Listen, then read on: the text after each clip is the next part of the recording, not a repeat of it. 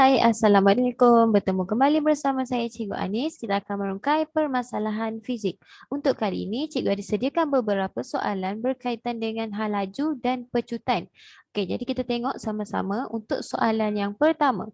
Okey, sebuah kereta dalam keadaan pegun mula bergerak dengan semakin laju.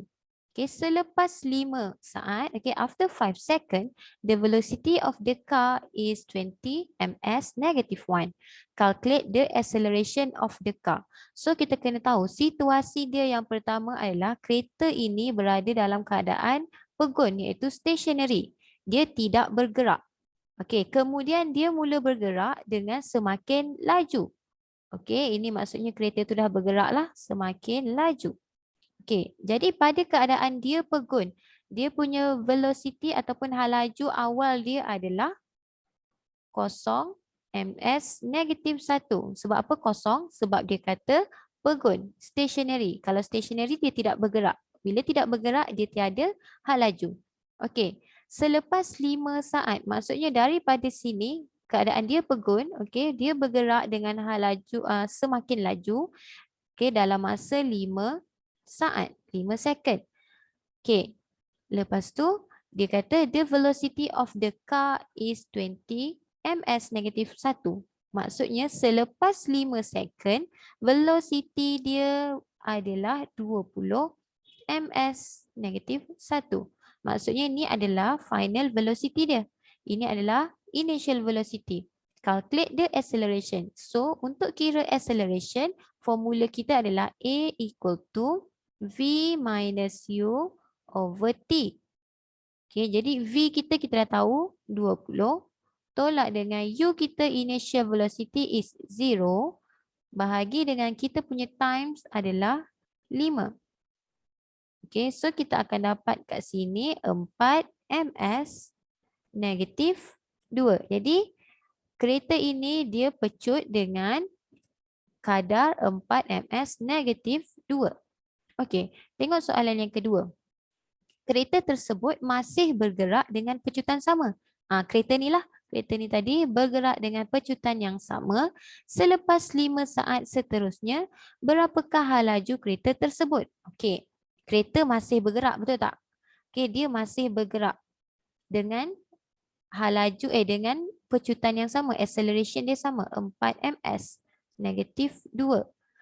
Dia tanya selepas 5 saat. Okey, selepas 5 saat berapa dia punya velocity? Maksudnya kita nak cari velocity akhir. V kita berapa? So, kita gunakan formula yang kita ada iaitu A equal to V tolak U per T. Yang kita nak cari adalah V. A dia kita dah tahu, dia kata A dia masih sama. Okey, jadi 4. V kita tak tahu, U kita berapa? Sekarang ni, ini yang confuse.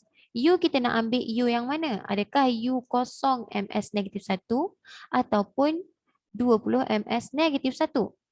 Kita ambil yang 20 ms negatif 1 ni. Sebab apa? Sebab dia keadaan yang kedua ni, cerita yang kedua ni, kereta tu dia dah bergerak. Okay, dia dah bergerak dengan pecutan 4 ms negatif 2. Jadi bila dia dah bergerak, dia ada hal laju dia yang tertentu. Jadi hal laju dia berapa kat sini? Kita dah kira dah tadi. Dia dah bagi tahu dah tadi 20 ms negatif 1. Jadi hal laju dia adalah hal laju initial dia, initial velocity is 20. Bahagi dengan T berapa? Berapa masa yang diambil daripada 20 ms ke sini? 5 second. So bahagi dengan 5. So, dia tanya berapa hal laju? Hal laju apa? Hal laju akhir lah. Jadi, 5 darab dengan 4 kita akan dapat 20. Sama dengan V tolak 20. Okay, pindahkan ke sini. V equal to 20 tambah 20. So, dia punya velocity, final velocity is 40 ms negatif 1. Okay, jangan tertukar. Negatif 1 untuk velocity, negatif 2 untuk acceleration. Okay. So, kita tengok contoh yang kedua. Okay, contoh yang kedua. Sebuah kereta bergerak dengan pecutan seragam 2 ms negatif 2. Apa yang dimaksudkan dengan pecutan seragam 2ms negatif 2 ni? Pecutan A dia adalah 2. A dia adalah 2ms negatif 2. Maksud dia kat sini, okey. Maksud dekat sini, halaju kereta, okey, bertambah